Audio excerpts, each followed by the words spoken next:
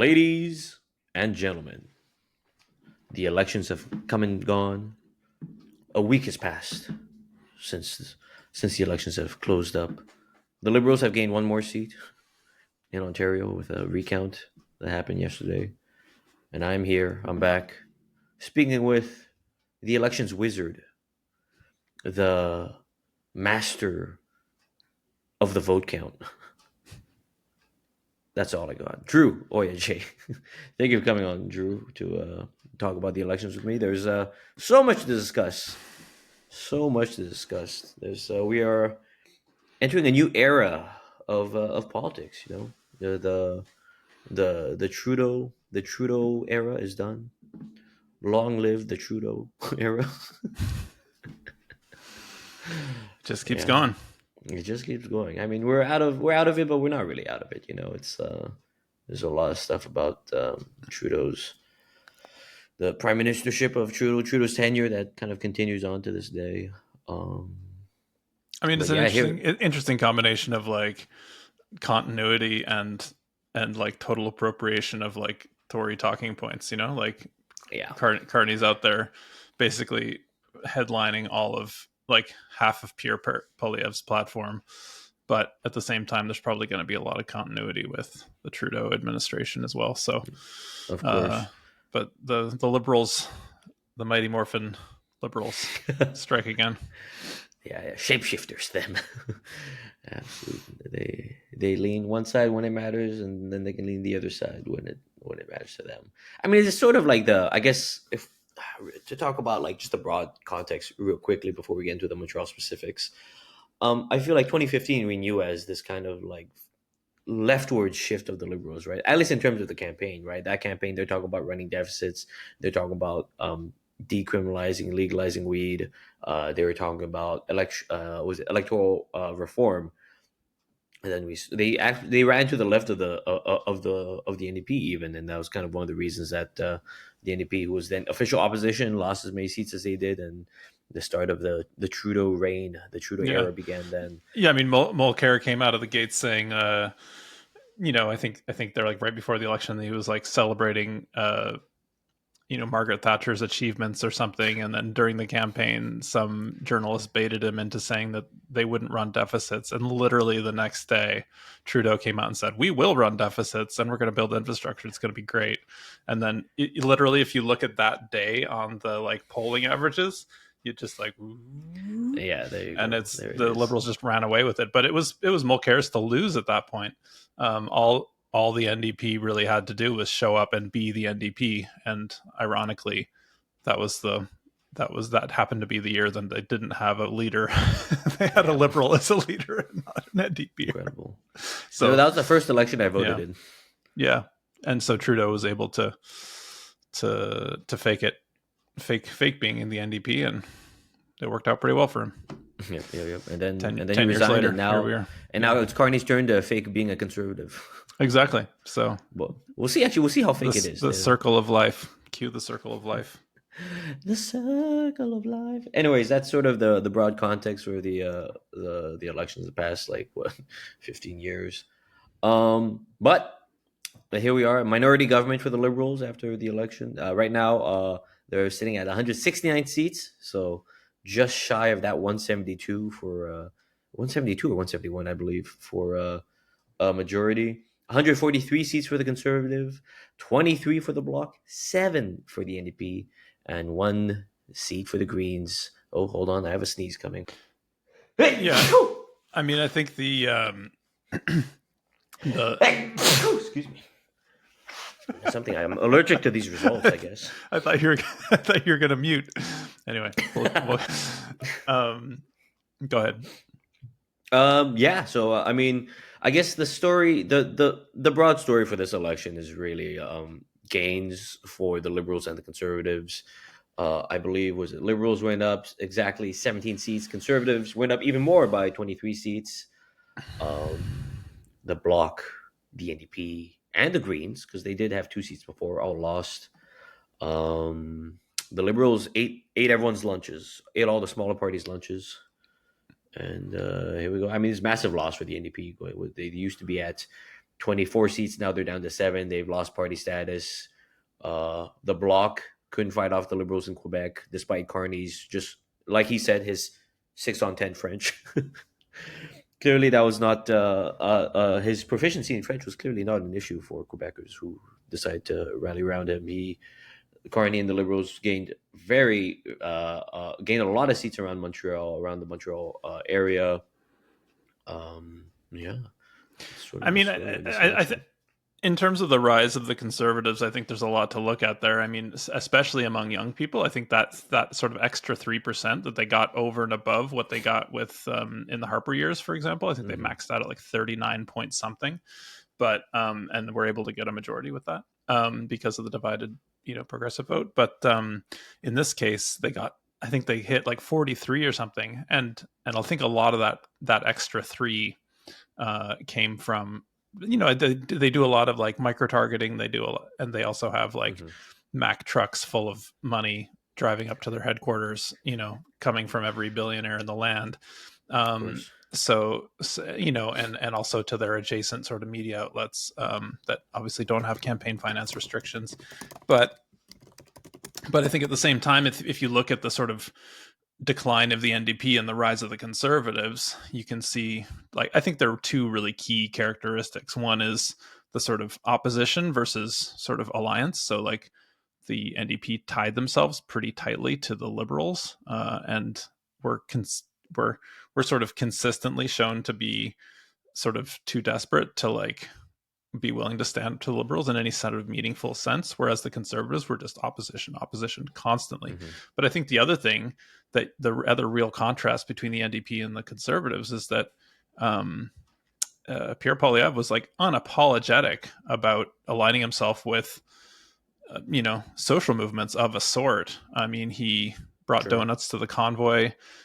There was no like far right militia that he was above shaking hands with and taking photos with.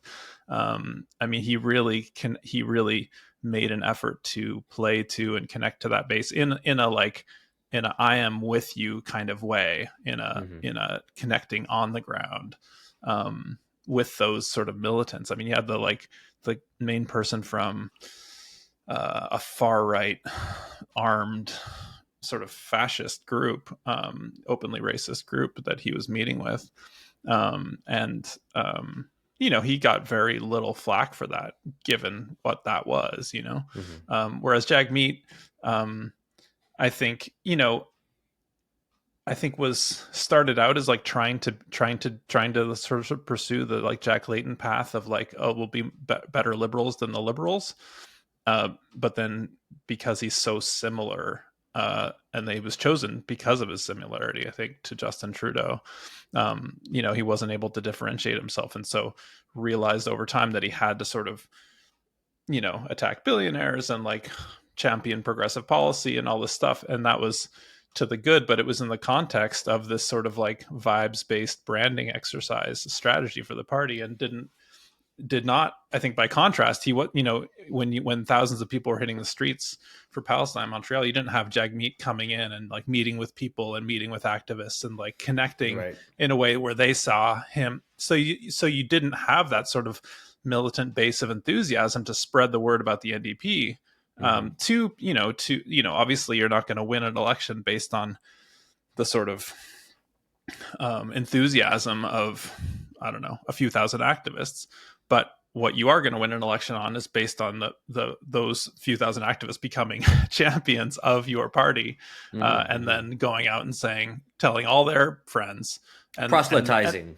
Proselytizing, and that's how you can get, certainly enough tens of thousands of votes to win you a bunch of the ridings that you completely just were lost in, were completely underwater in fourth, fifth place, or sort of third, fourth place, in major cities where the NDP could normally do well.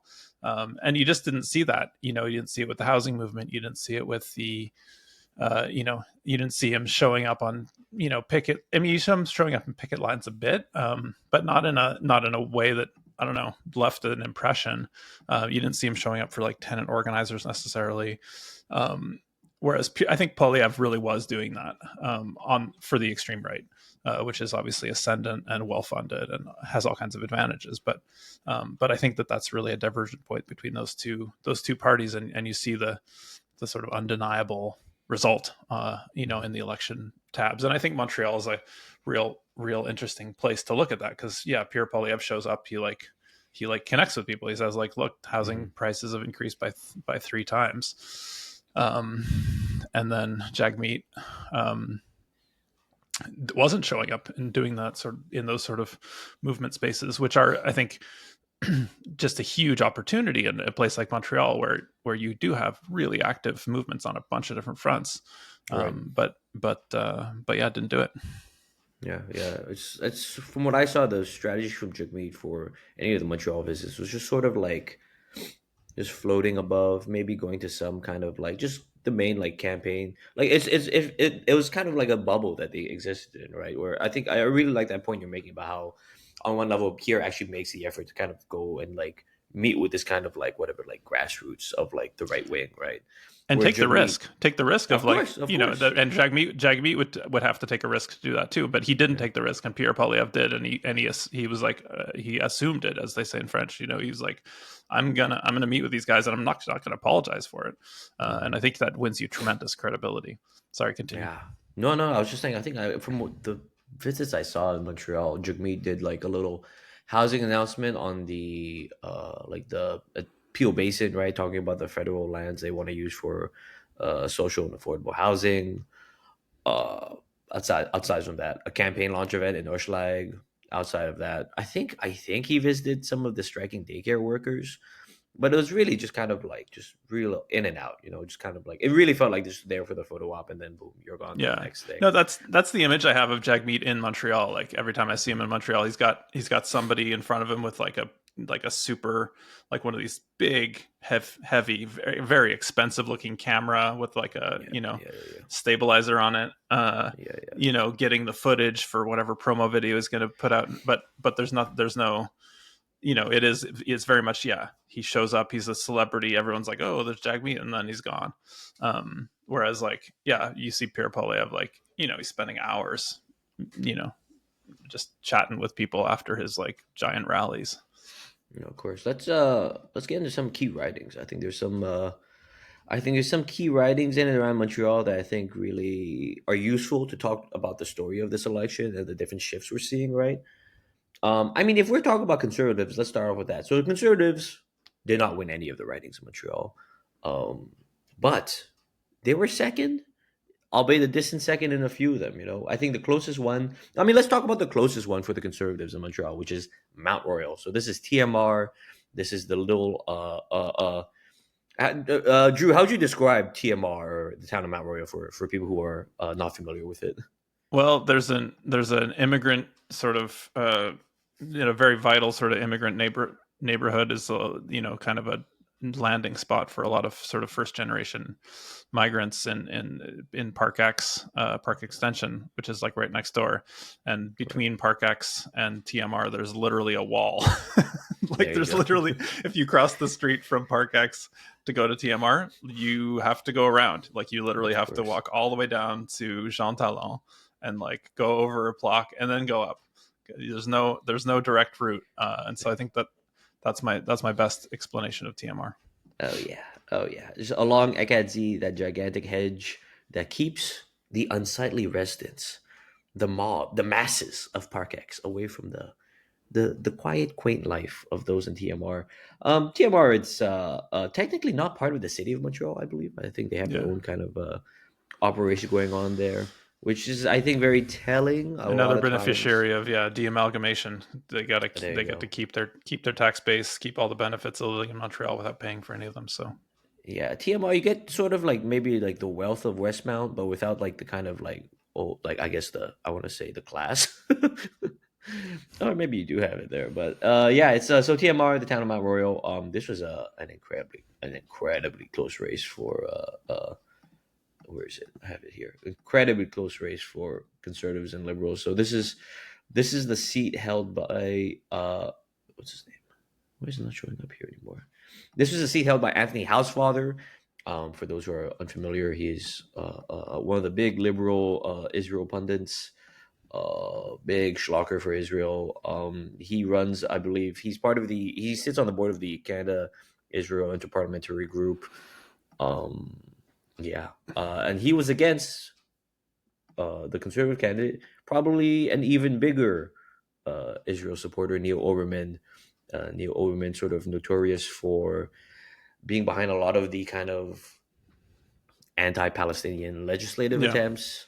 And House Farther, I think, flirted with crossing the floor. Even, I mean, he Yeah, was pretty yeah, public that he was questioning his liberal membership. I think there was some like extremely symbolic sort of nod to Palestinians having human rights, and I think that was too much for him, and I guess more to the point, too much for his base, um, and so yeah, and I think what we see in TMR is, and places like that, is the landed gentry are sort of feeling restless. They're yes. feeling and they've been riled up, and they're ready to make some deep cuts, I think, to government spending. I think too much. They just see too much money going to the rabble, and they're excited for some tax cuts, so Hmm. that they can spend more time on the beach or whatever it is they do with their extra money.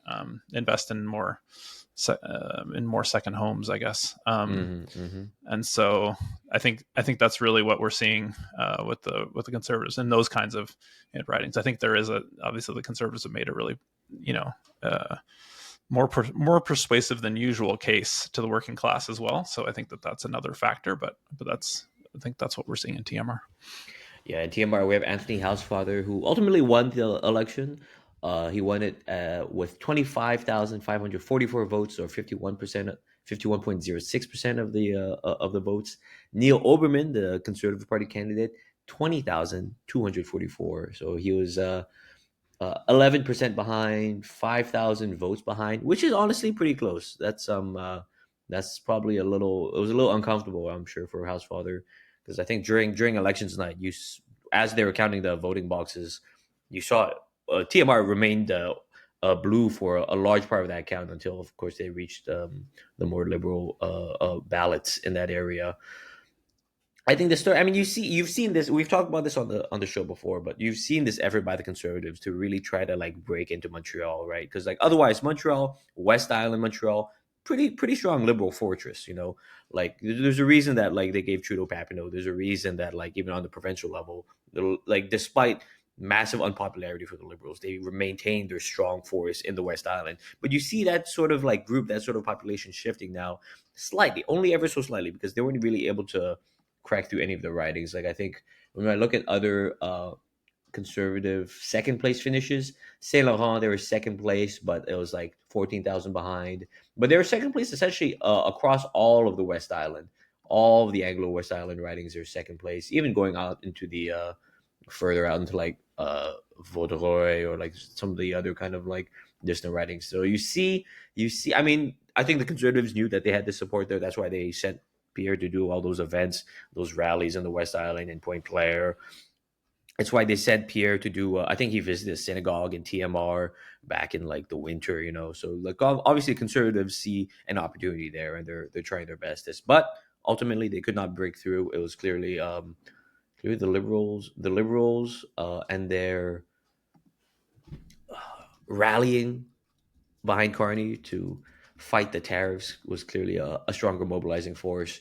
But I mean, I can easily imagine a scenario where, like, when we saw those numbers of how Trudeau was doing right before he resigned, then I think there's a strong possibility. I think that conservatives could have won some of these West Island Oh yeah, ridings. no question. They were poised for a super majority. I mean, like 200 plus seats, 220 seats or something was the projection. So that definitely includes a bunch of West Island, if not like straight in the heart of Montreal. Like they were on pace. So yeah. Yeah, yeah, yeah, yeah. I mean, it's so we're talking right now. We're talking about this sort of the difference, right, in how strong, how quickly the conservative lost that supermajority potential, and how quickly the liberals bounced back from what was Yeah. looking to be a real bad defeat. I think a great writing that is sort of like this. this example of like two results. So in Montreal, of these two different time points in this kind of like electoral period is Verdun, LaSalle and Mar Verdun specifically, because there was a by election back. When was it now? By election back in 20, was it 2021, 2024, September 2024. In September, on September 16, 2024, it was I believe the Minister of Justice for the Liberals who had stepped down, and then the seat was available, and it was pretty much a three-way race, right? Yeah, it's Back a in really really September, tight race. Yeah, super tight race, and this was sort of like big. This was at that waning end of Trudeau, right, where like the Liberal support was really diminishing. He was losing yeah. ministries. He They had was lost alienating like three people. by elections in that period. Yeah, Yeah, yeah, and yeah. not just in not in toss up ridings either, in like liberal Oh yeah. strongholds. Yeah, Yeah, yeah, yeah. So, I mean, what we saw in September in LaSalle, Verdun, ML was this three-way race between the Bloc, the Liberals, and the NDP. The Bloc ended up winning that by-election with 8,925 votes. The Liberals were second place with 8,600 votes, and the NDP was third with 8,200 votes. So we're talking about like margins of like in the hundreds, right? yeah. That's like that's huge. It's wild how close of a race that was. Yeah, But I mean, then, I think literally Jag. I mean, just to the previous point, like literally Jag Meat being a little more connected to like social movements, yeah, like that. I mean, it's hard not to see that making that like 700 vote difference at that point. I mean, hmm among many other things, obviously, or not being sort of joined at the hip with the liberals at that point, which I think is also sort of a probably was in favor of the block. But yeah, 700 vote margin. I mean, that is doable. that's a few days of a strong canvassing operation. So Absolutely. I mean, clearly the NDP had a chance there. That was probably they're so close. That was the closest I think they've come in the last like with the by election and then with these elections now to actually gaining a second seat in Montreal. Um, yeah, because we saw on the provincial level at least some of those southwest parts of Montreal are starting to flip to left parties. We had Guillaume Clich-Rivière who won Saint Henry Saint Anne for Quebec Solidaire. We had Alejandro Zaga Mendez who won Verdun for Quebec Solidaire as well. And clearly the NDP saw some potential there by putting Craig Sauvé, who's sort of a known figure, a known former city councillor. But fortunately, it wasn't enough then. And then when we look at the results now, the the gap is even more so. I think yeah. So right now, so yeah, as of the latest count, Liberals won with 50% of the vote at 27,000. Bloc was second at 11,000. Conservatives third with 7,400, and Craig was at fourth. Craig and the NDP at fourth at 55,000 at 5,500. So this is no, this Yeah, is not 10 this is not 10% of that the three vote. way Yeah. race anymore. Yeah, I mean, I think this is this is the big story of the campaign, the move from NDP to Liberals to stop the Conservatives who are on the rise, because they're doing what they're basically eating the NDP's lunch and doing and hmm following the NDP's playbook in everything but policy, hmm in terms of that connection to um, yeah, ordinary sort of like the struggles of working people basically. Sure, sure, sure. I mean, I think that I saw something that said like it was something like 38% of like people who are switching to the Liberals for this election. It was 38% of them were NDP people. Maybe I should put a figure to that, but it was like a strong block of NDP supporters who were clearly part of it, who were flipping right to the Liberals, and we see that in the numbers. We see that in the kind of lack of support of otherwise what would have been otherwise contestable NDP ridings. People are rallying around the Liberals. They're eating And the lunch of the Bloc, the NDP. and Go ahead. there was a concerted effort to really push in that direction as well. I mean, you had I can't remember his name, James, what's his name, the former, um, basically the Peter Mansbridge hosts these like these dialogues between Gerald Butts and I can't remember the other guy's name, but he's a former conservative cabinet minister, hmm and one of the I think the going into this election they teed it up for them. He was like, should the next government be a majority? And like, and like the answer was like a resounding yes for both of them. And I think, and in the sense that they, and and they're trying to be sort of like not partisan, and so they're kind of like effectively answering that they would prefer like a conservative majority over a liberal minority, and a Mm-hmm. liberal majority over a conservative minority. Um, at least that's the sort of implication. Obviously, everybody's fighting for their party, but I think that was really a big part of the sort of the sort of, I guess, vibe, and like also the just propaganda campaign going to the election. Like there's so much sort of it just in the sort of background radiation of our political discourse. It was just so much like, oh, that whoever wins needs to have a majority to take on Trump, which Right. I think you can make a pretty persuasive case that that's just not true. But that discussion never happened during the election, and so Mm-hmm. I have to say that personally, I think we dodged two big bullets, and just specifically in terms of things that really affect Montreal, in terms of transit policy, in terms of healthcare, Mm-hmm. in terms of transfer payments, Sure.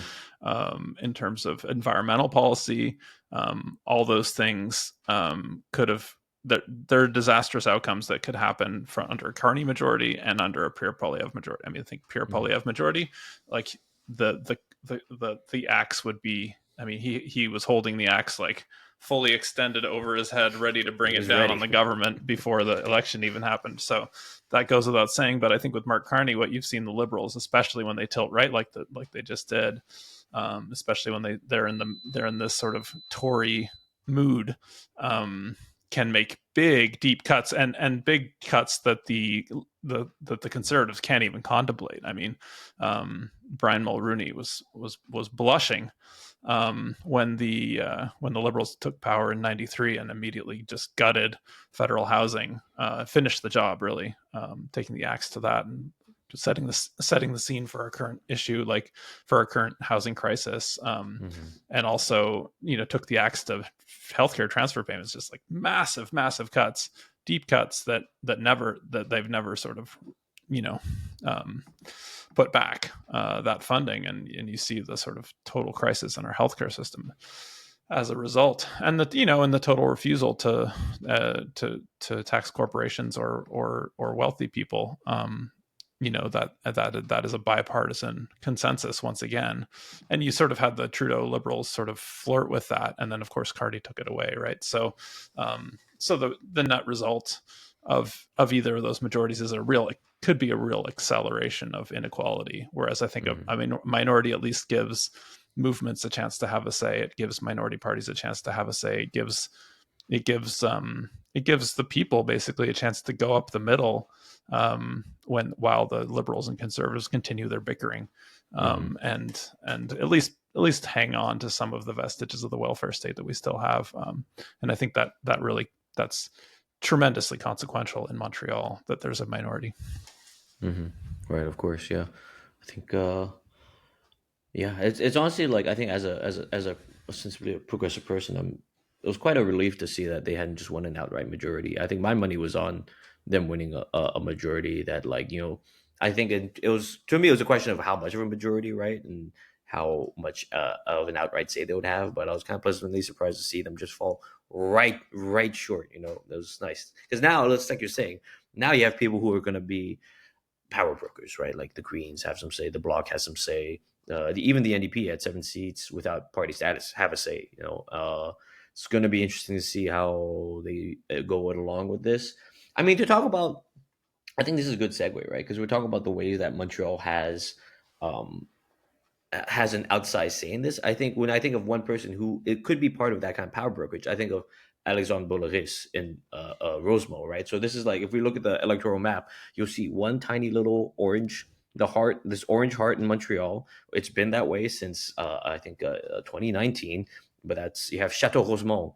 Alexandre Boulris of the NDP. He's been there since he was one of the people, really the only remaining voice from the Orange Wave that happened in 2011, and he took away that riding like without any worry really. So he won Yeah, that didn't even with break a sweat. 24,000 votes. The second place was the Liberal Jean-Sébastien Vallée with 18,000 and 31% of the votes. Third place Bloc with 10,000. But yeah, he has a, what was that, like a 12,000, yeah, more than 10,000 votes ahead of the other person, like was nine percentage points ahead. So that's a clear margin of victory there. And he's been, clearly whatever he's doing has been working, and Operatives from the federal NDP headquarters are descending on Rosemont to take swab samples yeah, from yeah, his yeah. election signs to identify the ingredients of his secret sauce. He had so many election signs up. It was a little ridiculous. I don't know if you ever stepped foot in the It was riding. I went, saturated. It was absolutely oh saturated my, in his oh my writing. god. Yeah, I remember like, usually it's good to have visibility. I tell everyone this, I think when campaigns have a sign is never going to win a campaign. You'll have campaigns that win without any signs in the writing. It's more of just like, I always think of signs as like campaigns flexing to other campaigns about their like organizational capacity and how many volunteers they have. In Rosemont, you had some posts with two of his signs. You had like the big, like long rectangular one, and underneath it, you had the candle, they're like singular one. leaving And I'm nothing to like, wow, chance. Yeah, yeah, yeah. there's, it's just so like chest out, biceps, muscles showing, flexing on the other campaigns. And I mean, clearly it did reflect, I guess, the result in the end. There's some street corners he had probably six signs on for every intersection, and clearly they were Yeah, confident and they took clear it home. downstream from the secret sauce, but an indication nonetheless. Yeah, of course. And then I guess we're talking about Boulogis, but exactly. So now, in this scenario with the minority government, Boulogis is an example of a way that some Montrealers, I would say, or Montreal in general, has this outsized power now. Despite the Liberals winning the government, people like Boulogis now, they're kingmaker. People like Boulogis, people even Elizabeth May, right, out in Victoria. Like you have now, that's where all this kind of movement energy comes into focus. Where like if you can get that one person in these kinds of scenarios, that's where they have power. That's where they can be like, no, we're not going to agree to anything unless this stuff comes through. No, and there's literally a scenario where that one seat could flip the difference in the and if Polyev is nearly as intransigent and sort of you know blocking of ND of the Liberals' agenda as he was, before the election. Like it could actually come down to Bull Reese and like a couple other MPs. So literally every vote counts at this point. Of course, yeah. That's what a time. What a time to be alive. Yeah, I mean, it's interesting seeing Boulris just kind of continue. I think during the actual campaign, when you looked at like, let's say, if you consulted the Canada 338 uh, map of NDP ridings, Boulris and Rosemont was actually the strongest one for the entire party. I remember, I think there's some projections that had Boulris losing, and it's like if Boulris is gone, then the rest of the party's no longer. If Boulris is gone, then the rest of the party is like down, like I don't know, like 20 fathoms of water. I, I Absolutely. think I remember before we talk about like why a figure like Boulris has been able to stay on since the Orange Wave, right? And I think there's a thing of like he exists as this sort of very kind of like ideal, I would say, NDP uh, candidate, where he has, or even just not even NDP, but like left candidate, because I think he would easily fit into like parties like Quebec Solidaire very well, where he's just kind of like he has this union background. He's very vocal on like worker issues, on housing. He's I know from his door to door, he was talking a lot about dental care, pharmacare, healthcare, and stuff like that. But also, it's like he has the notoriety, right? That I guess other members of the Orange Wave didn't have, where he's been able to get all the media appearances. He was made deputy leader in 2019 for whatever that meant, wherever that was able to help him with. But he speaks with like a passion, and he speaks. I think whenever the first time I saw him speak, it was a clip in the House of Commons, and he was really putting it to the Liberals and the Conservatives too about tax havens and fiscal paradises. And I was like, oh yeah, nice. This guy speaks about the issues I care about as NDP voters, and he actually represents us.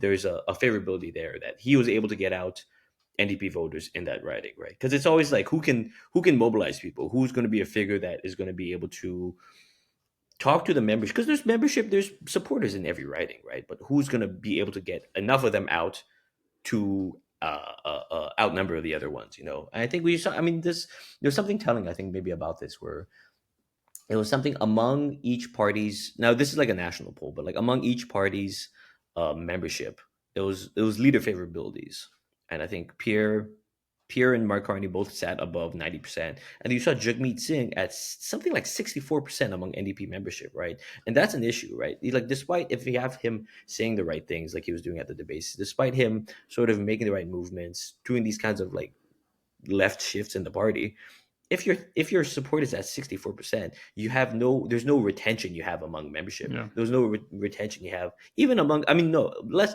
membership, maybe supporters, the people who aren't members who are supporters, even less so, right? You're just not convincing to them. I think Bullock is someone who stands something opposite to that, where he's someone who's able to retain onto this base that he's gotten since the Orange Wave, right? And after election, he's able to stay there because people see him and they're like, "That's our guy. That's okay. We recognize him." I know from friends I have living in the riding that say that he has come to their door personally. They see him regularly in like on like the Promenade Masson in the riding. He's available to people, right? And he's kind of like a little, maybe I think of him as sort of in that terms, in this in how he's does the voter contact and he's accessible and available to his electors. He's sort of maybe a little bit of an opposite of Anna Gainey, who apparently this election was just not in the office at all, not campaigning it at all, you know. And maybe that's Yeah. another sign of how certain the liberals were that they're going to win it, that they're like, oh, we don't have to campaign, you know. And it's unfortunate that we live in the system She, where she was busy giving advice to the Habs coaching staff. I think yeah. that's the Well, I official mean, explanation. well, we got kicked out, so I don't like her advice on that front either. Anyways, yeah. So I think there's something to say about how Bullock is, who's very, I think, very well connected to unions and that kind of labor movement stuff, social movement stuff, through just broadly. Like, I mean, the Rosemont, there's like a huge ton of people there who were from the student strikes who settled in that area, right? So that wave of people see him as this kind of figure that they're like, no, we trust him. We're going to rally around him, no matter, even in this kind of context with Trump. You know, people voted for him. And I think it's important to have those kinds of people. And I think when we elect these kinds of people, and I don't even mean just like NDP people, I mean these kinds of people who are connected to movements, who represents these issues, whether it's like Bulages and NDP, like social and labor issues, or it's people like Elizabeth May who ostensibly respond to like this kind of need for like environmental policy, right? It's such an important moment in our system that we have people like this for these moments who can advocate for those issues. Yeah, absolutely, and I think you put your finger on. I mean, obviously, there's a whole bunch of factors that went into Reese being able to have the success that he had, and against such terrifying odds, really. But I think the validation of sort of TV appearances and media and having a real media profile can't be underestimated either. In terms of like, if you're in the media, if you're seen to be doing things and fighting for people, that is tremendously validating, I think. And I think that sort of helps explain why globally the liberals are just able to like just keep coming back, because there's just Mm-hmm. so much will within the media for those kinds of politics, for that kind of like you know um sort of tastefully culturally progressive, ultimately fiscally sort of austere sort of take on things it's not going to change the status quo, that's benefiting the sort of owners of the media too much, and is just sort of keep everything stable. Of course. Yeah. I mean, uh, media is why the Orange Wave happened. I would say in 2011, right? Like yeah. people, Well, the like crash of the liberals' crash was like undeniable, and and liberals and yeah, crash, and I think absolutely. and I think Jack Layton had made himself palatable enough that yeah, they were willing to give him, like, show him watching games in a Habs jersey and stuff. Yeah, Yeah, but I mean, I think it was. I actually singularly place it more on. Of course, you have the context, right? But just because there's that context where the liberals crash, it's never a promise, right, of any other parties rising. But I think what Jack Layton did was his appearance on Tout le monde en parle.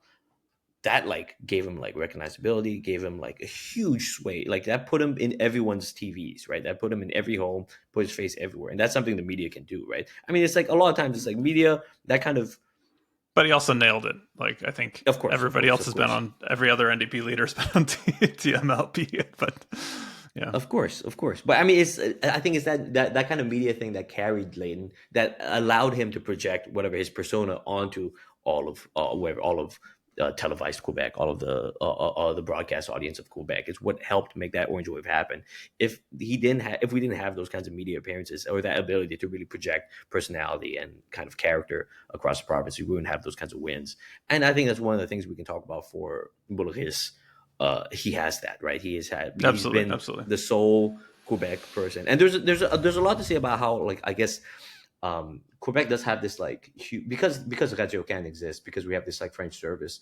Boulris can project not only in Rosemont but like of course to all of Quebec, right, and that like gains that if anything bolsters his reputation in Rosemont, right? I mean to talk about this kind of media angle and this media strategy, it was very smart of Carney right out of the gates to go on I think it was on the Tonight Show. That was, I remember when The I saw Daily Show. that. He went The Daily Show, yeah, John thank you, Stewart. thank you. Yeah. When I saw, I was like, wow, these people move quick, and it was a smart thing to do, right? Immediately Oh, get him, it was just pure. It was genius, and he totally nailed it. I mean, right? he like he kind of laid low in the cut. He was like understated, Mm-hmm, mm-hmm, but had a sense of humor. It was like the and it's that south of the border validation, which I think it was a real significant dynamic in this in the sort of lead up to this campaign. Is like Carney was campaigning from the capitals of Europe. He was campaigning from, mm-hmm. you know, meetings with, yeah. I mean, he really using the sort of using the prime ministerial jet to as a campaign plane, basically.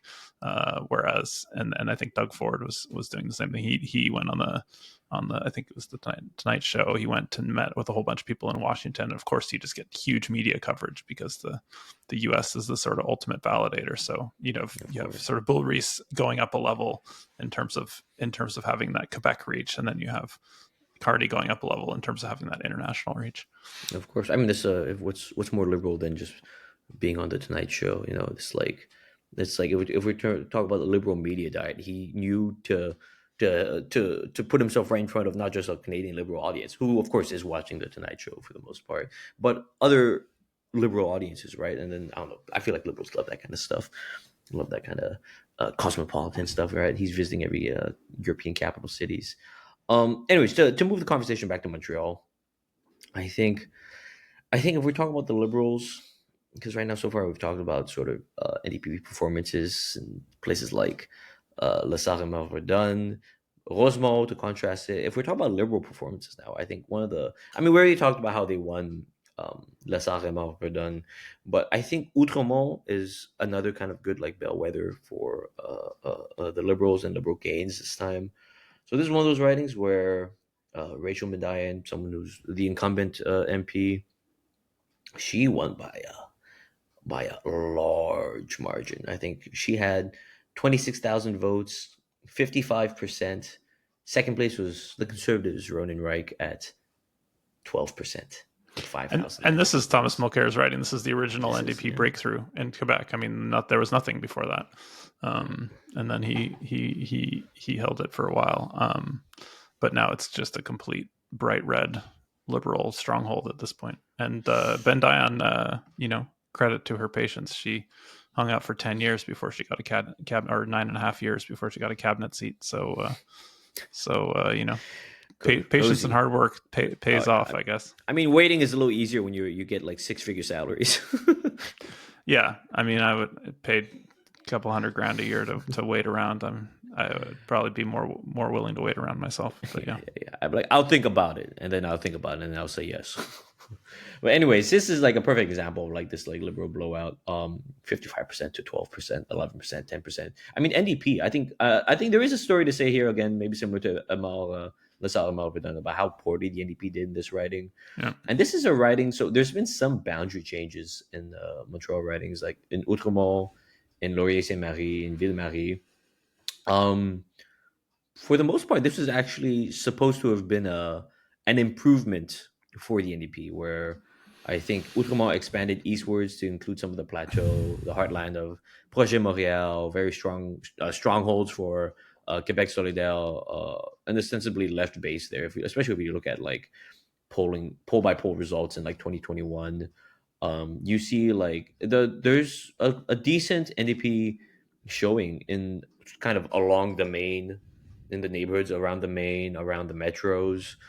And Outremont was expanded for this election to include some of those areas. And despite that kind of maybe slight like potential gain for the NDP, they finished fourth in this riding. Ev is Ev Perclay for the NDP. She's a former Orange Wave figure. She got elected a little north of the island. At well, north as an actual Cardinal North, not Montreal North, but she was elected in Pointe de l'Île, but she couldn't break it through. I guess she didn't have the same name recognition as Boulogis. And but I think more than that, obviously the liberal Well, I gain mean, was just massive. standing still is a huge has to be considered a huge gain for the NDP in this in this election cycle. Unfortunately, Sure. when there's the stampede to the Liberals, but I mean, I think this is, you know, it's interesting to think about, like, what Liberals actually do and what the, and obviously, so I mean, this really indicates a significant amount of the plateau voted Liberal, right? And and so obviously people have been scared by Trump, scared by all this different stuff, going on, scared by the conservatives, Hmm. but but but the actual policies, like, I mean, this is like deep. This is deep plateau. This is the people who are into like public transit. You know, car ownership is like probably lowest in the country, or among the lowest in the country. It's a university writing. Yeah, yeah, tons of universities, tons of um, tons of environmentalism. This is like, ground zero for canvassing for Greenpeace and all Mm. kinds of stuff, right? Human Mhm. rights. Um, but yeah, there's just no there's something missing in terms of the connection, and so people vote liberal, and are voting against those things to a very large extent. I mean, they're voting for the maybe some rhetoric in those directions, but like in terms of actual investment in those in public transit, healthcare, housing, like, um, we just haven't seen it from the Liberals, and so there's just a huge opportunity there, which just seems like it hasn't been connected on or catalyzed or anything, and I think that's sort of a metonymy for the rest of the ridings in Montreal, which is obviously, bright red in terms of Mhm. its electoral outcomes this time around. There is a figure of a smaller party. I believe we forgot to mention Outremont, but this is the co-leader of the Greens, Jonathan Bednaud. Oh yeah. Yeah. This is his second election. He competed in the NDG by-election, lost that one, and he lost this one. He placed fifth even, with 4,539 votes, just behind the NDP. Um, I thought it was an interesting one for him, right? Because we're talking about the kind of Outremont base, and in terms of environmentalism, there should be some overlap, right? This is like sort of like a wealthier. I mean, part of Outremont is kind of like this wealthier neighborhood, right? This sort of French Westmount. Um, Among them, you have the Tesla drivers, and then among the students, of course, and the trendy populations in the plateau, you have the Projet Montréal voters. But he just couldn't break through to them, as despite being placed in this Montreal riding Well, yeah. I mean, that once again, has that base. the people being scared toward the Liberals. I mean, that was just tremendously effective, and I think it's, again, like, there's not a social project around any of these parties, right? Like the Hmm. NDP. What does the NDP, in Outremont do between elections? What does the Green Party in Outremont do Hmm. between elections? I mean, Jonathan Pedneau, I think, tried to run for the Liberals at one point and got bounced by Yeah, Denis yeah, yeah, yeah. Coderre. Um, What a what a Somebody story. told me that anyway. But in any case, you have you just don't have any. You don't have those sort of social conditions that could lead these parties to do more than like one would expect from a sort of branding exercise that it's just totally overshadowed by the media, right? And so even if you add up the bloc, the NDP and the Greens in that riding, you don't even get close to like the Liberal vote, Mm-hmm. because when you're mainly focused on branding, that those votes are flimsy when people get scared Mm-hmm. of Trump or the Conservatives. Mm-hmm.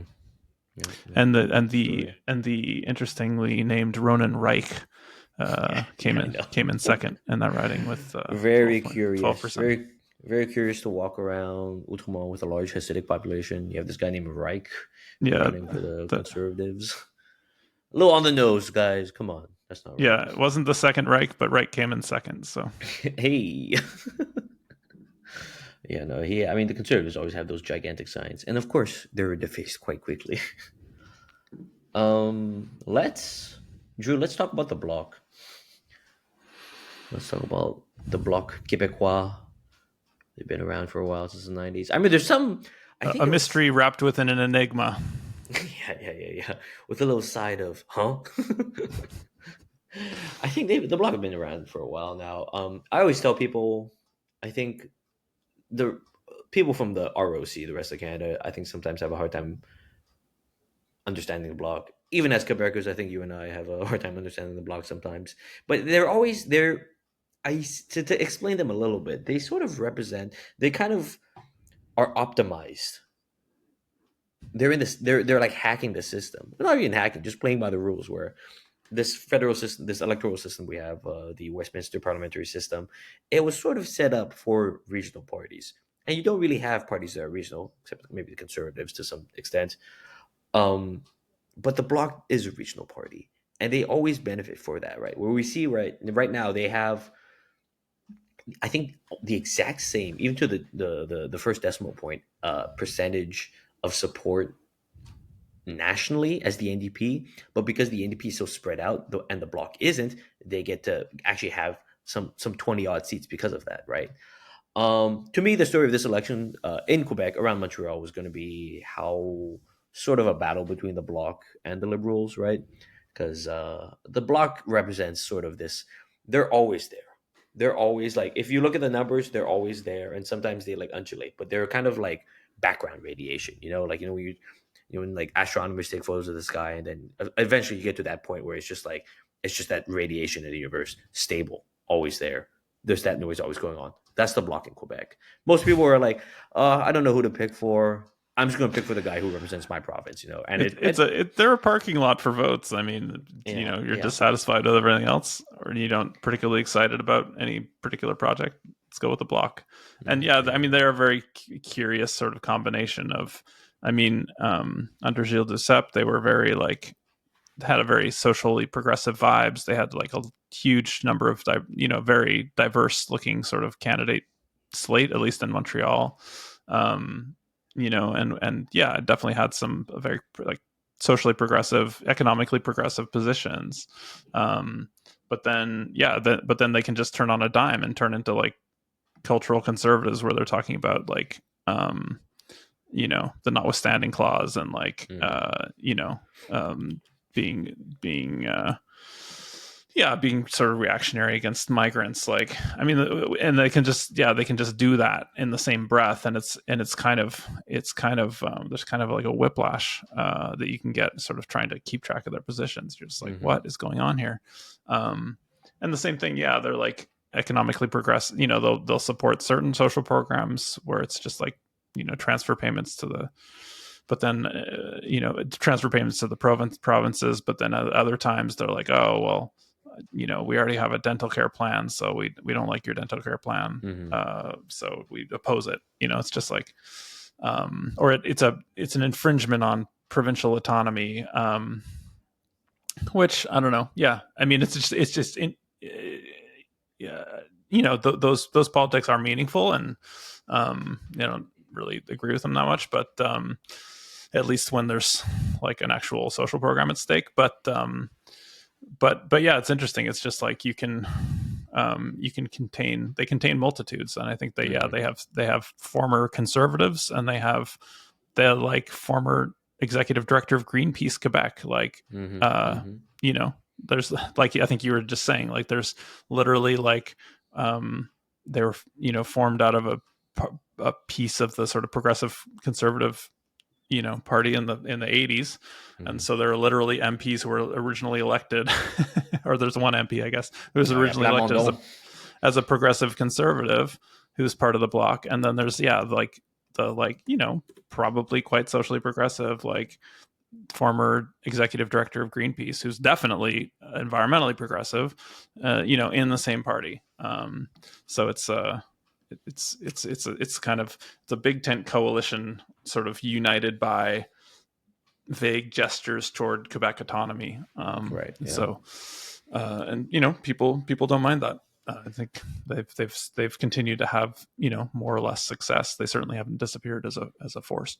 Mhm. I know. And I know. The union support that the NDP might get in other provinces, they don't have that same warm welcome in Quebec because, ostensibly, Quebec's unions like the CSN, CSQ, a lot of them are kind of run by either Bloc people, Parti Québécois people, these people who have, of course, who have that kind of like labor centered kind of like approach, right? But then mixed in with that, there's this kind of regional, provincial kind of thing, this national kind of question that's in their heads, which prevents them from really supporting the NDP or even the bloc full heartedly, right? So it's kind of splits this potential progressive or left wing support.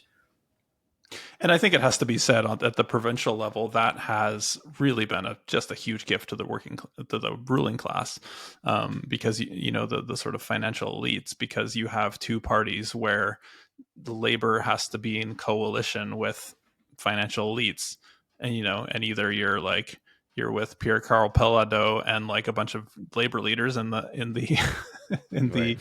the regional sort of, yeah, region, en région, like labor leaders in the PQ, or you're with the liberals, where it's a bunch of Anglos who are probably socially progressive but are backing this, like, these neoliberal hatchet men, um, like Couillard, like Charest, who's again a former conservative. I mean, that happens on the other side too, I guess, is the point. You have a former conservative in Charest who leads the provincial Liberal Party, precisely because the dominant partner in that coalition is the big business. And then, obviously, in off years and in the off season, the liberal off season, you get sort of nominally progressive people who can sort of come in um, and sort of play act being progressive. And then then they'll get a serious candidate, and then when it seems like there's an opportunity to form government again, Mm-hmm. and they'll immediately go back to the same thing. And so,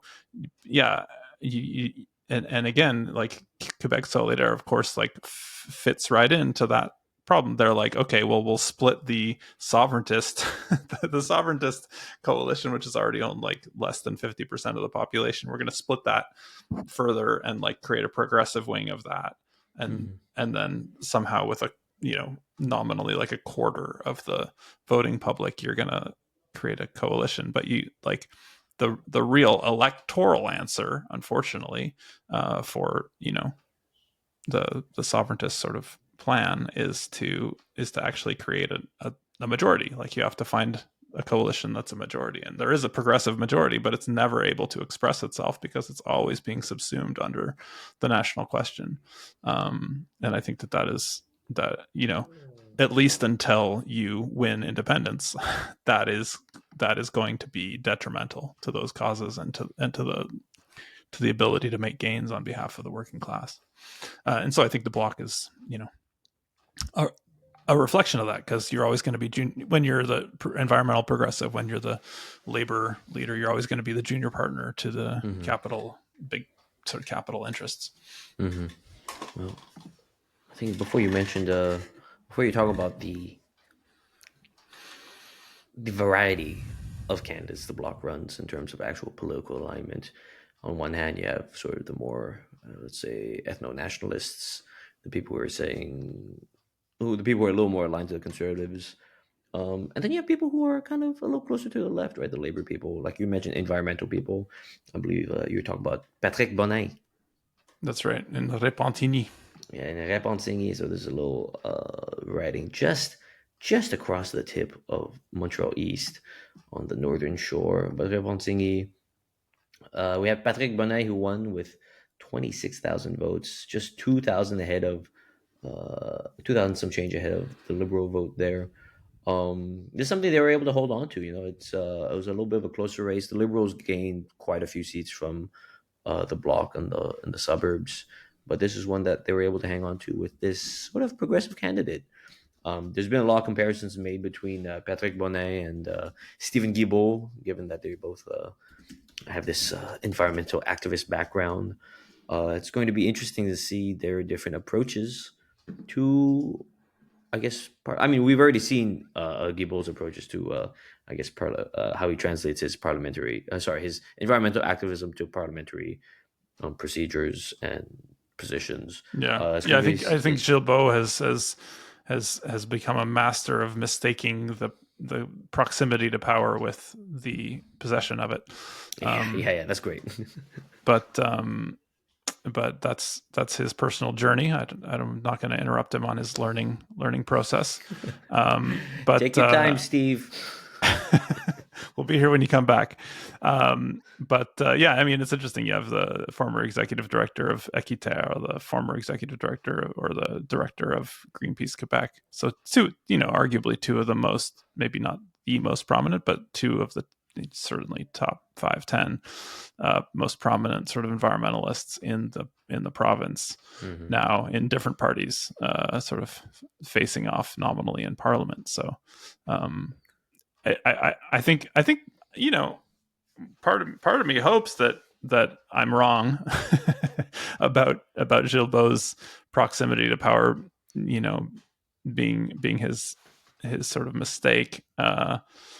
But hope springs eternal that they can find some way to cut a deal with the bloc on a crucial vote and really advance things, Mm-hmm. or team up behind the scenes to block some kind of pipeline, which is now being sort of equated with national sovereignty and resilience in the face of U.S. attacks.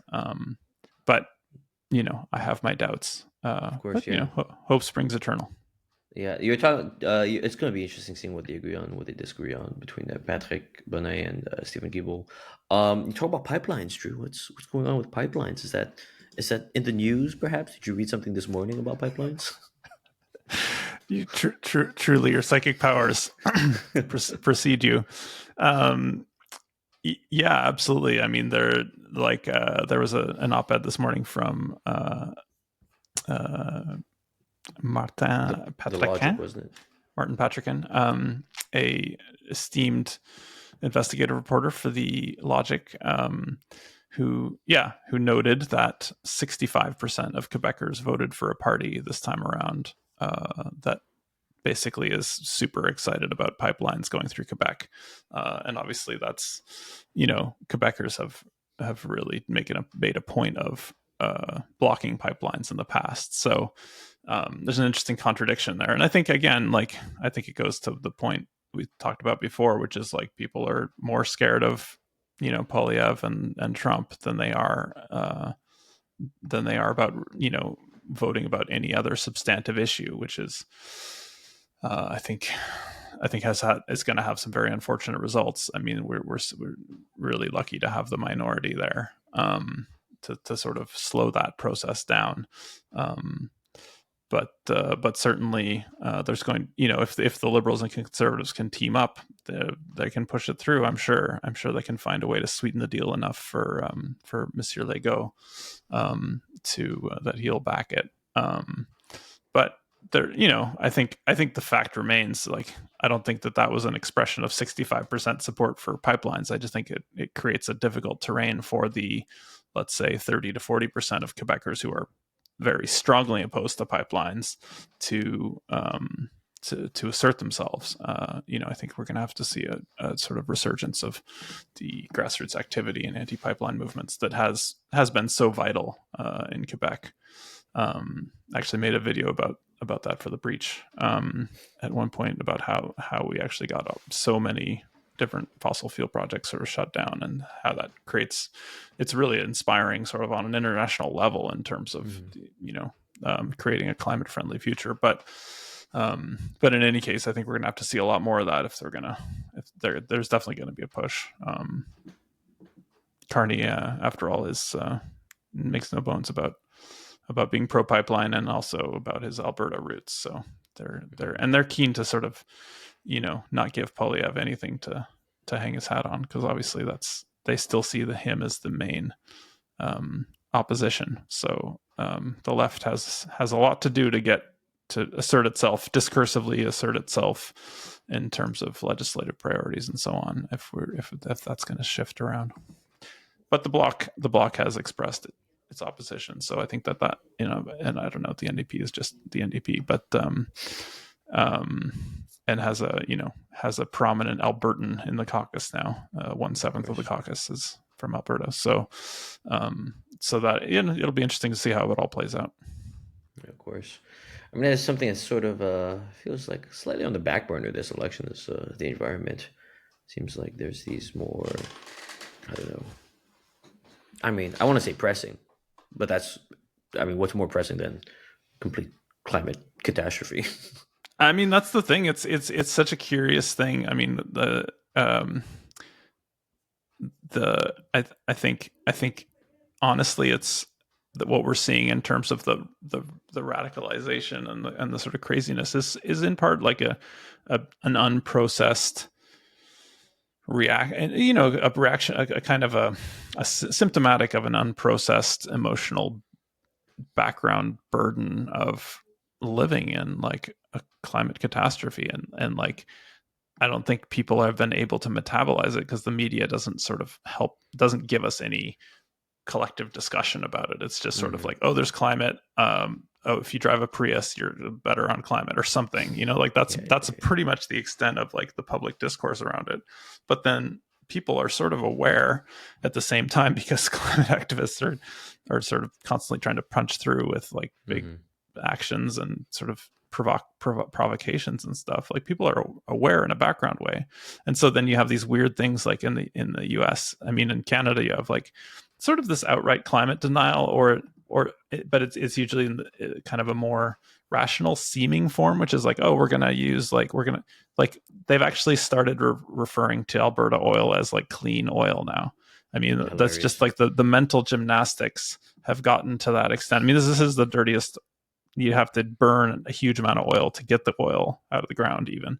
And then you have to use a ton more energy to like transport it and like refine it. But they're referring to it as clean oil. And the entirety of the basis for that is that carbon capture and storage, which is this sort of absurd technology, which is like, oh, we're going to like suck the carbon out of the air and like bury it underground, often to use it to extract more oil.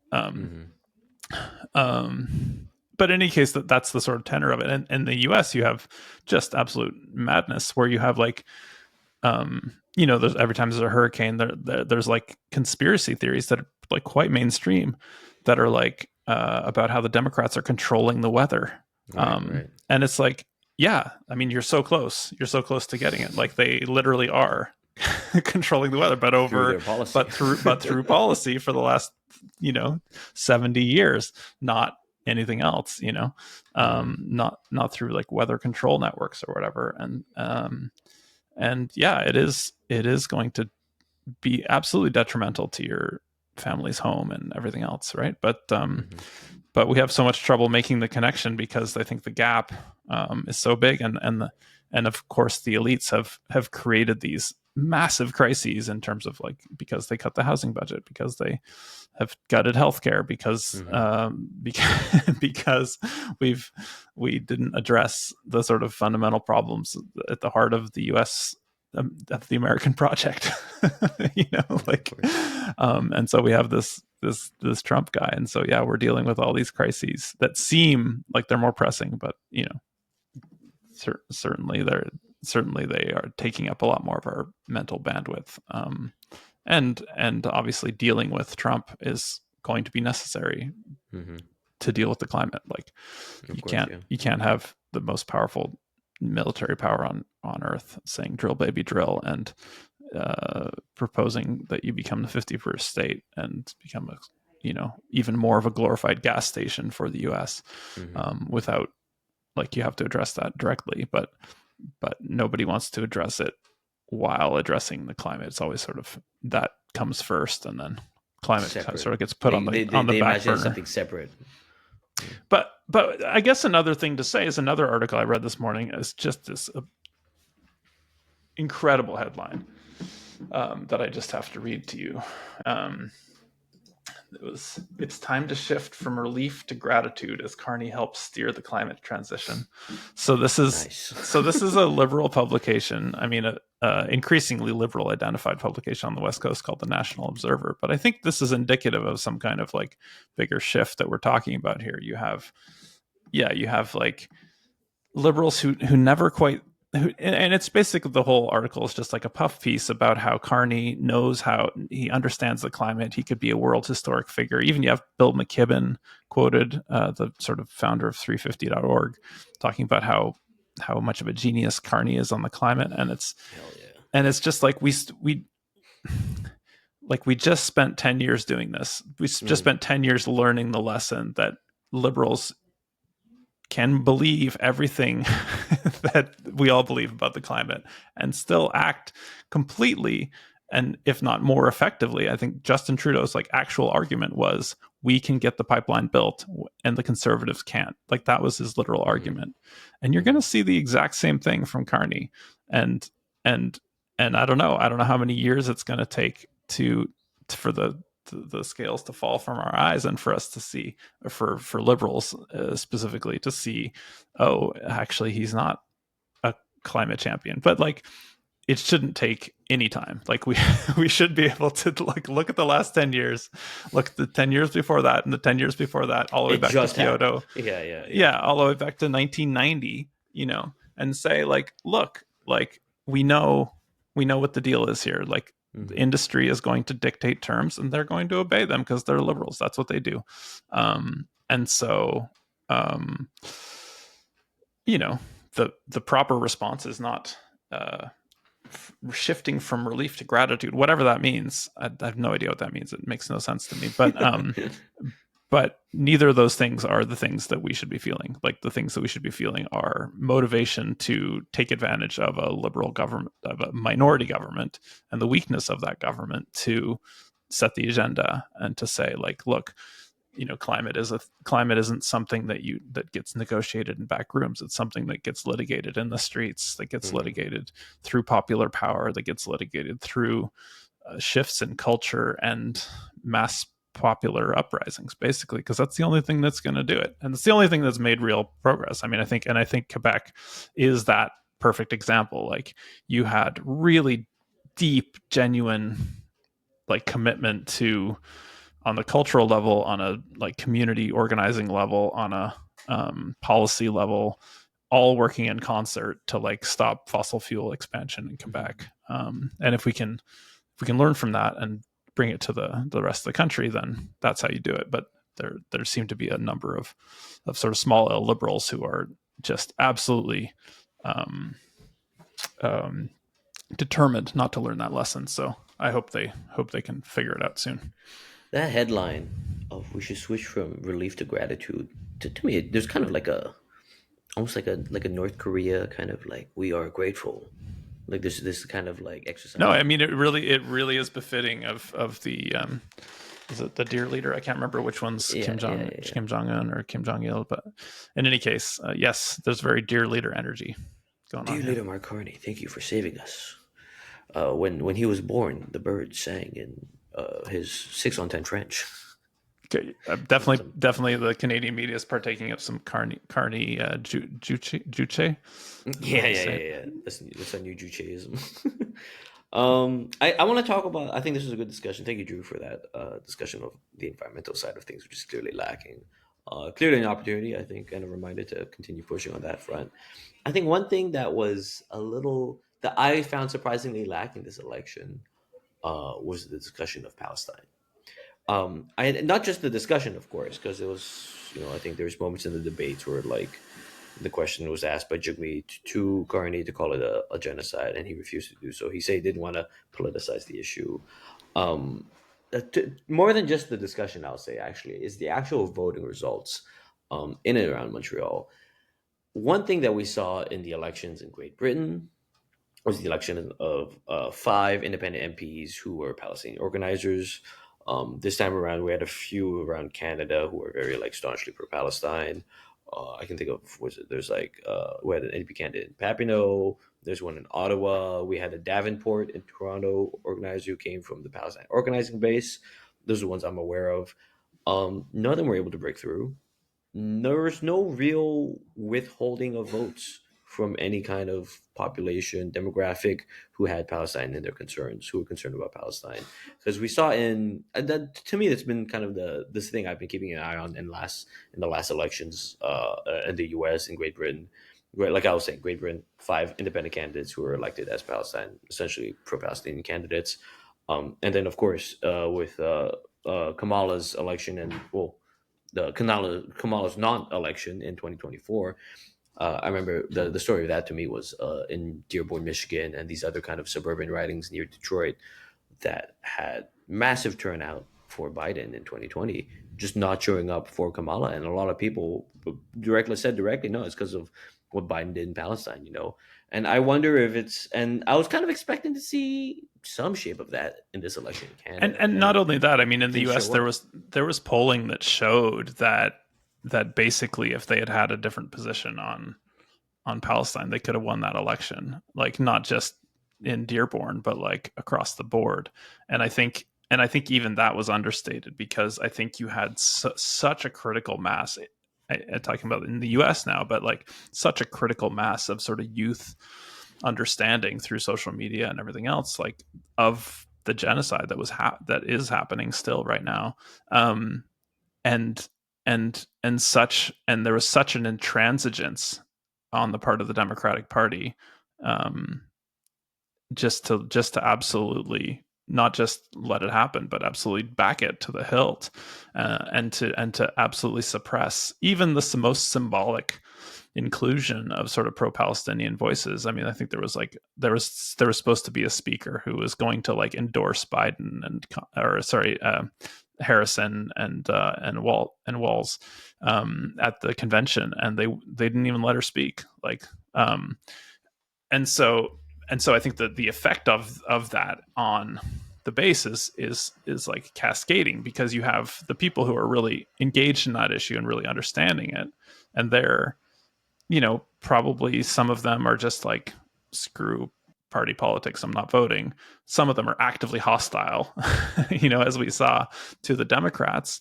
And then everybody else is sort of seeing this moral horror sort of unfold and is not, and sees that the party that they're supposed to be enthusiastic about voting for is not doing anything on it. And so then they sort of get demotivated, even if it's their not their main issue, right? Or there's just so much sort of demotivating noise in the conversation, which I think is definitely was the case in the U.S. at the grassroots level. And to your point, that's a long way of saying, to your point in the Canada, I don't think we saw that. Mhm. I think there was sort of a vote for Palestine initiative.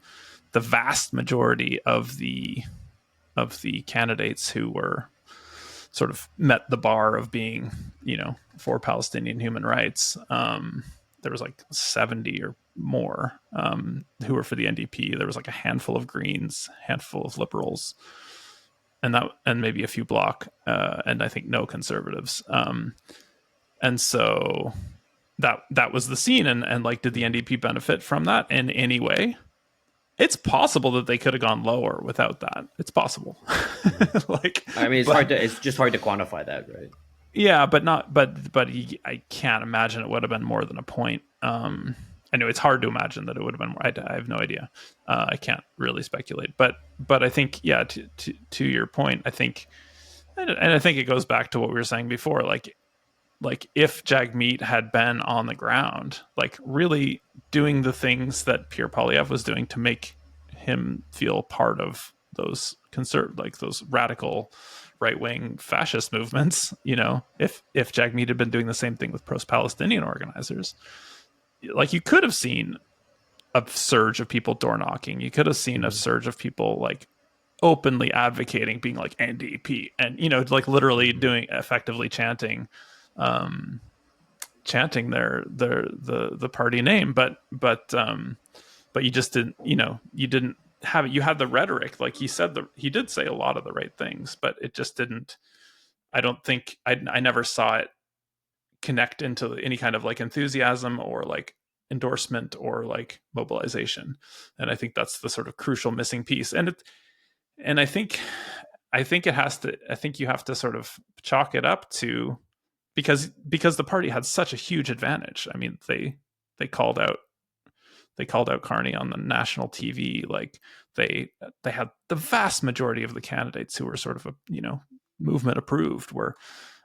So there's so many ways to like capitalize on that. But I mean, I think it comes back to like literally just a couple years ago, you had Singh and like various labor leaders running around the NDP convention, shutting down even the possibility of having a debate about a pro-Palestine resolution, which would seem just absolutely tame by today's standards. And that was just within the last 5 or 6 years, I think. And so that's really where we're at, I think, with that, and that's why there's not that trust. Like you really have to make a big effort to sort of get people from like, oh, I guess the NDP is the best, I guess I'll go vote for them, but like not be loud about it, but like to get to from that point to like an enthusiasm, a feeling of being part of something, a feeling of creating momentum for something, a feeling of raising something in importance. Like none of that sort of happened. Right. It's like the points they did make, only few, and then it wasn't really something. It wasn't really this effort that was spearheaded. Is that what you're saying? Yeah, like I said, I think they said the right things, but you have to, but you need more than that. Like you have to The really follow connect to through. people. Yeah, and you have to overcome that lack of trust. Like Hmm. why why am I going to trust you as somebody who was shutting down Palestine resolutions a few years ago, Hmm. to like now actually be the real spokesperson on this? And I think they have done. They have. I think they probably deserve more trust, honestly, than they got. But you have to do the work. You have to Hmm. really invest to create that connection with social movements. And I think the NDP sort of has an allergy to that connection, and has sort of avoided that sort of accountability, that feeling of accountability, and we're actually with you on the streets. That I think Pierre Poilievre has, you know, uh, I mean, he probably does deserve the trust of the extreme right fascist Sure. militias that he's courted, but yeah. Anyway, Yeah. Yeah. Yeah, it's disappointing to see it's kind of slowing the pace, but I guess it does make sense with everything you're saying, right? The party has sort of shot itself in the foot, or it hasn't quite earned the trust for this kind of issue, despite saying the right things. I mean, I think you had to be like with the debate performance, you had the beginnings of it, because it's Hmm. but he would have had to do that a bunch of times. I think Of course, yeah. you do like it was a risky move on national TV in front of everybody, in front of a total consensus in favor of this just absolute horror show, Hmm. not horror show, just horror of mass starvation and bombing visited on like 2 million sort of completely desperate people. Um, you know, to call that a genocide, I mean, that's really significant, I think. Um, but why didn't that become a thing that was like, I didn't, I don't know, I'm curious what you saw, but I didn't see it being elevated or celebrated or sort of acknowledged even by movements, Hmm. and why was that? It's Hmm. very curious. I think you can only chalk it up to like a lack of that sort of emotional connection between the leadership and the movement. Yeah, how is it? They're saying these things that I guess have I think we recognize it's a risky thing to do. It's kind of a brave thing to do, but then like on other fronts, they're like, I don't like. There's that one. Um, I think there's this one like influencer that they met up with who had compared, who was trying to make a comparison between like, let's say, like the way that like Israel treats Palestinian babies to the way to similar lines from like whatever like prominent Nazis and how they would talk about Jewish babies, and that was just a simple comparison being made. Not the first, of course, and many, I think, actual like either Jewish voices for Palestine or like Jewish people in support of Palestine make that connection like readily, right? Because it's just in terms of like actual like definition of like genocide and apartheid, those things are happening, right? But the party just dropped her because it's clearly someone for either from CIJA or B'nai B'rith maybe was like, hey, you can't have a candidate making those kinds of comparisons. No, no, no. And the party absolutely acquiesced to that kind of like pressure, right? So it's like here we have someone who's saying the brave thing in front of national television, but I think it feels like they're not trying to say it too often, right? They're not trying to be Yeah. brave so often that they saw that as an opportune moment to say it once and not really push on it on other fronts, on other like during the Yeah. campaign, Yeah, on you can at be sort of smaller levels. halfway brave. That doesn't get you any points, right? Yeah, Like yeah. you kind of have to go all in, and I think Polyev understood that. He's willing to take the risks, Of course, yeah. and He takes. I mean, he and makes those consistent risks, right? That of course yeah. alienates whatever like liberal and like left people from him, but like it bolsters his base, right? Which is kind of like But then, that's kind of the that's the essence of thing. it. But I mean, I guess this is the problem with you have an entire media networks who are just going to back you no matter what, right? Of course. And they're going and there's going to be like just column inches, but column miles Hmm. of like hundreds of thousands of words of commentary of, oh, he's moderated his message, he's connecting to Canadians, and he's showing that he can be a reasonable leader and all this stuff in the last week of the campaign. And you see the polls move as a result. Hmm. Whereas with Jagmeet, like, I mean, he is between a rock and a hard place, right? Because they're trying to play the PR game of, oh, we don't want to like we don't want to offend these people, or we don't want to like offend the sensibilities of the corporate media, right? That's the game they're playing. um, but at the same time, like the sort of the people who are really in the know in the movement, who all the other people who are sort of like lightly involved in the movement or watching or taking their cues from are not or know about these things. They know that Jagmeet like met with some influencer and then dropped them as a candidate, or like the Sarah Jama thing. They know that he didn't stand up for Yeah, Sarah yeah, yeah. Jama. There you go. Like they know all these things, and so as a result, like, are they going to share the clip? Like, no, they're going to be like, cool, he said it, I'm glad he said it, but like Yeah, moving on with my not day, enough. Yeah. Little, too late. Yeah. No, absolutely. Let's move on. So we're approaching an hour and a half mark. Drew, last time we talked, I think there's this interesting question you raised about the election results in Montreal and potential futures for on the municipal front. I mean, I think this comes back to what I was saying before and what we were talking about before in terms of the just the absolute gulf between the color of the sort of island of Montreal when it comes to the electoral victories and the actual policy priorities of people who live here. Like, I think if you polled Montrealers, they'd be like, we want better transit, we want better healthcare, we Mm-hmm. want, we want, we want the climate is a priority, like the economy is a priority, and so, yeah, like, but the liberals, are they going to deliver on any of those things? To the extent that's a priority for Montrealers, like, you know, they're they're probably not. They're probably going to keep cutting public services. They're probably not going to invest in transit in any like significant way. They're probably going to do a privatized housing strategy that is going to feed tons of money to private developers, and might create some homes, but not nearly as many as if you had like the actual public option that the NDP was at least nodding toward. And so I think, and when you look at municipal governments and their priorities, they're like their number one thing, as far as I can tell, is that they're stymied by the lack of funding from other levels of government. So the Projet Montréal, I think they have the pink line is really the signature one here, but how but housing is close behind. So you have significant expansion of public transit. There's they've priced it out. They've got the plans. They've got an office that's working on it. For like continuously for the last 7 years.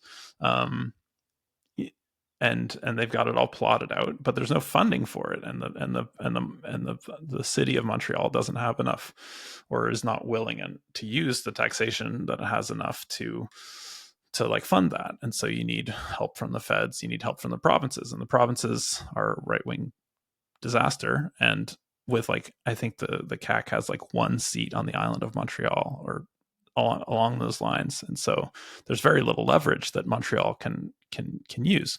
But by contrast, the island of Montreal is almost completely red. Like, it's absurd. The extent to which they've handed the Liberals a really significant part of this razor thin minority that they have. Without the island of Montreal, the Conservatives would have a plurality, I'm pretty sure. Let me just verify that.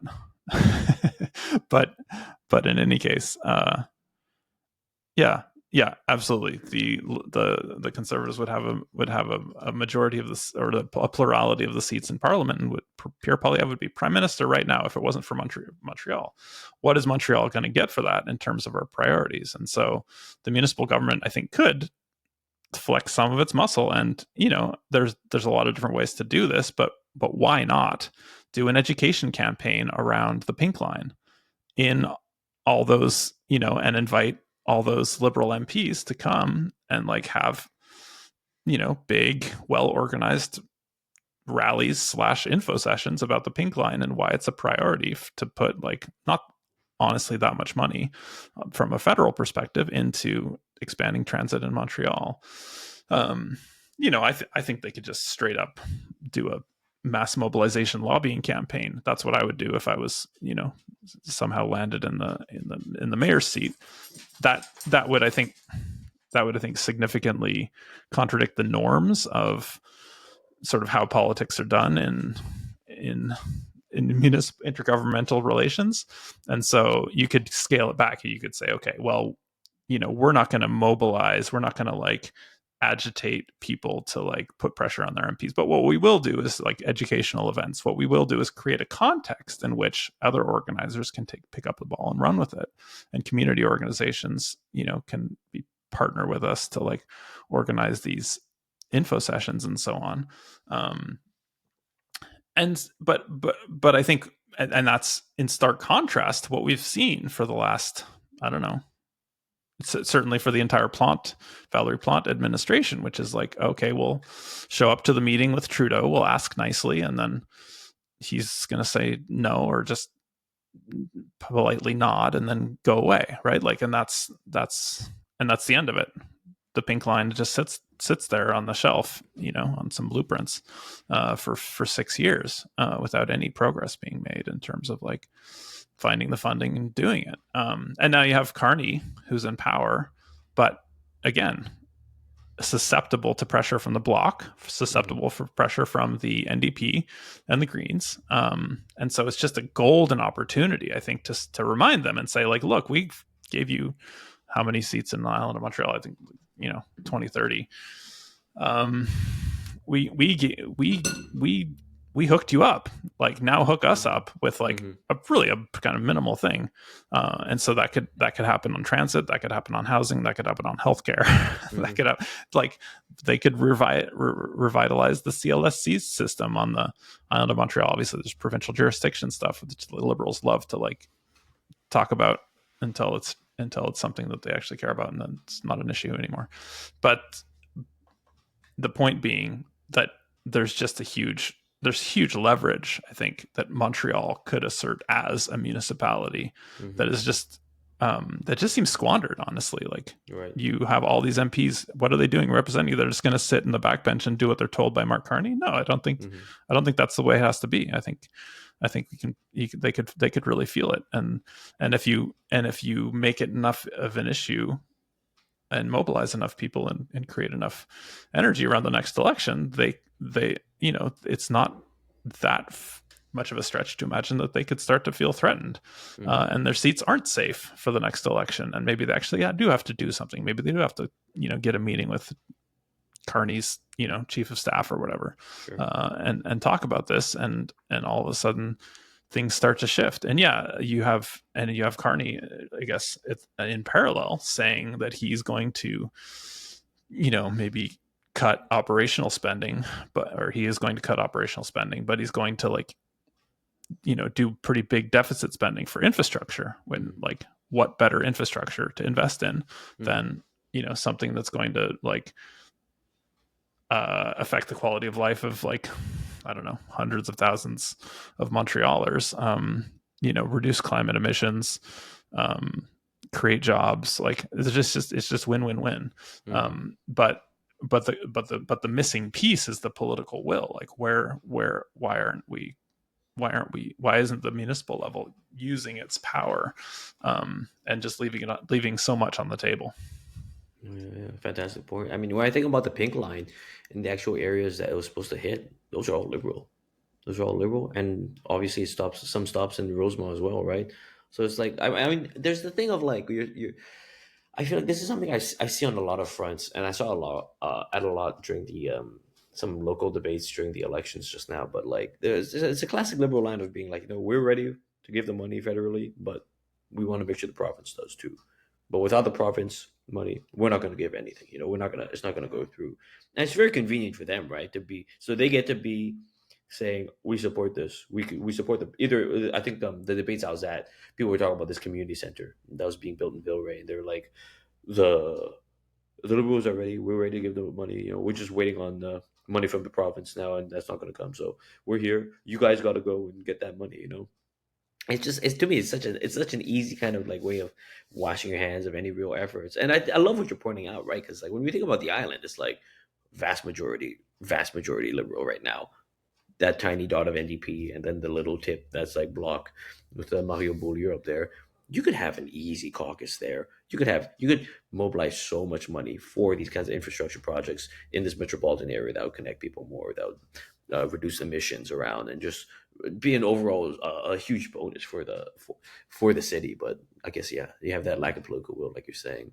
It's a wasted opportunity. I think I like this idea of just kind of municipal organizing force, right? Because I mean, a lot of times a lot of these MPs, their offices have the budgets to help support these kinds of events. They have the budgets to support these kinds of things, and especially there's the one thing where like when you have a leader, or when you have certain people who are like ministers, right? It kind of takes away. It takes some of the office's writings resources are taken away because of that kind of like position. For as well, as far as I can tell, I think the only one with a real like minister position is what in Ultimo, maybe a few others, but other than that, I mean, this is a perfect opportunity for backbencher MPs, even for Boulris, right? Boulris could take the charge on this, call together some kind of caucus in the House of Commons and try to get stuff like this done, right? And people have the backbenchers have so much to gain from this too. That you don't have to sit idly by. You can actually put your name onto this project and say you're actual a proponent of a key participant and funder and organizer that got the pink line made in Montreal, right? And that'd be great for the liberals because it would just secure that support they already have here, lock out any kind of conservatives, lock out people who are against these kinds of like climate solutions. But I don't know. We'll see. We'll see. I mean, it's interesting. I mean, just if you just think about it in budgetary terms, I mean, I totally agree with you that the Bill Reese could lead the charge at the MP level, but just at the grassroots organizing level, I mean, the city budget is measured in the billions and the hundreds of Hmm. millions. It's individual budget lines go in the hundreds of millions, like the police, for example. If you put literally $1 or $2 million into mobilizing people, um, and just said, okay, well, let's hire 2 full-time organizers, through a partner community organization in every borough to do educational events and mobilize people around these common priorities that we have in terms of housing, in terms of transit, in terms of environmental stuff, the dividends could just be out off the charts in terms Hmm. of you put in a few million, you get back like, I don't know, yeah, like multi-billion-dollar investments. I mean, that's just no brainer ROI. Obviously, there are a lot of political impediments to accomplishing that, but I think that return on investment that you would get is just so significant, and honestly, it would, yeah, those it's also kind of electorally a no brainer because you're without saying anything about local partisan politics, you're creating a mobilized base around the substantial issues that can then go ahead and vote in the municipal election too. Yeah. I think this is a good place to end. Stop this conversation. We can continue for so much longer. I mean, we haven't even touched the topic of potential leadership change for the NDP. I mean, some people think Boulris could potentially fill that gap. I think he's well positioned too, but who knows? It's still too early to talk about that. That'd be nice. I mean, right now Montreal has no federal leader. Now that Justin's Yeah, left, I mean, we're Bill without Reese a is big boss. an obvious pick for caucus leader, but word on the street is he doesn't want the national job. But who Yeah, knows? I've heard similar things. Certainly, if he can replicate the success and the number of signs in Rosemont and bring the secret sauce to the rest of the country, I don't think anyone would disagree with that. That's why I gotta tell him. I was like, Boulris, imagine your signs, but everywhere. Everywhere. Oh, Pacific Ocean to Atlantic, cross. Then maybe he'll light up. Thank you very much for this conversation, Drew. It's always enlightening. Always gets my brain working to hear about these kind of potential alternatives to how things are certainly run. Thanks to you, Calden. Of course, take care.